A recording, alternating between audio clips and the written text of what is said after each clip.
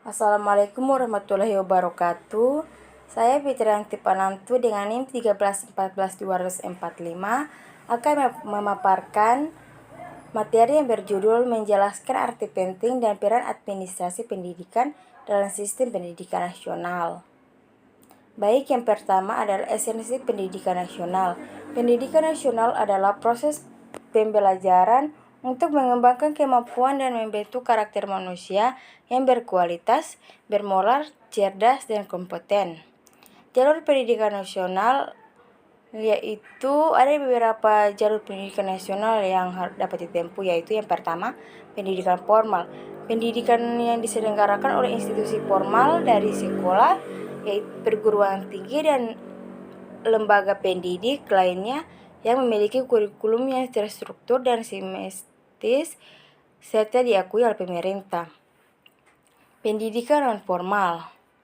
Pendidikan yang diselenggarakan di luar lembaga formal seperti pelatihan keterampilan, kursus dan pelatihan-pelatihan lainnya yang diselenggarakan oleh pemerintah atau swasta.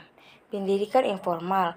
Pendidikan yang terjadi di lingkungan masyarakat seperti belajar dari pengalaman, tanya jawab dengan ahli, atau pembelajaran melalui media sosial. Jenis-jenis pendidikan nasional. Pendidikan dasar. Pendidikan diselenggarakan untuk siswa di tingkat SD, SMP, dan SMA. Pendidikan menengah, pendidikan yang diselenggarakan seperti pendidikan dasar meliputi jenjang SMA dan SMK. Yang berikut adalah pendidikan tinggi. Pendidikan yang diselenggarakan setelah pendidikan menengah meliputi jenjang diploma, sarjana, dan pasca sarjana. Yang berikut adalah jenjang pendidikan nasional. Jenjang pendidikan nasional anak usia dini atau PAUD, jenjang pendidikan untuk anak usia 0 sampai 6 tahun, jenjang pendidikan dasar, jenjang pendidikan untuk siswa tingkat SD, SMP, dan SMA. Jenjang pendidikan menengah kejuruan, jenjang pendidikan yang diselenggarakan setelah pendidik dasar dan meliputi jenjang SMK dan kejuruan di SMA. Jenjang pendidikan tinggi, jenjang pendidikan yang diselenggarakan setelah pendidikan menengah dan meliputi diploma, sarjana, dan pasca sarjana. Yang berikut adalah pendidikan sebagai ilmu memiliki esensi yang mencakup objek kajian. Yang pertama, pendidik sebagai ilmu mempelajari fenomena pendidikan yang terjadi di masyarakat, mulai dari proses, hasil, dan hingga dampak pada individu dan masyarakat. Yang berikut adalah metode. Pendidikan sebagai ilmu menggunakan sebagai metode penelitian untuk menguji hipotesis dan memperoleh pemahaman yang lebih baik mengenai pendidikan. Yang berikut adalah teori. Pendidikan ilmu menghasilkan teori-teori yang menjelaskan fenomena pendidikan. Yang berikut adalah tujuan. Pendidikan sebagai ilmu bertujuan untuk menghasilkan pengetahuan yang berguna dan mengembangkan pendidik yang lebih baik. Yang berikut adalah pengaruh. Pendidik sebagai ilmu memiliki pengaruh yang signifikan pada kebijakan pendidik dan praktik di tingkat nasional dan internasional. Yang berikut adalah beberapa isu yang dapat pelaksanaan pendidikan nasional, di antara lain. Yang pertama, kualitas pendidikan. Yang berikut, akses pendidikan. Yang berikut, pendidikan inklusif, pendidikan karakter, kurikulum, teknologi dalam pendidikan, dan yang terakhir adalah pendidikan vokasi. Yang berikut adalah administrasi pendidikan.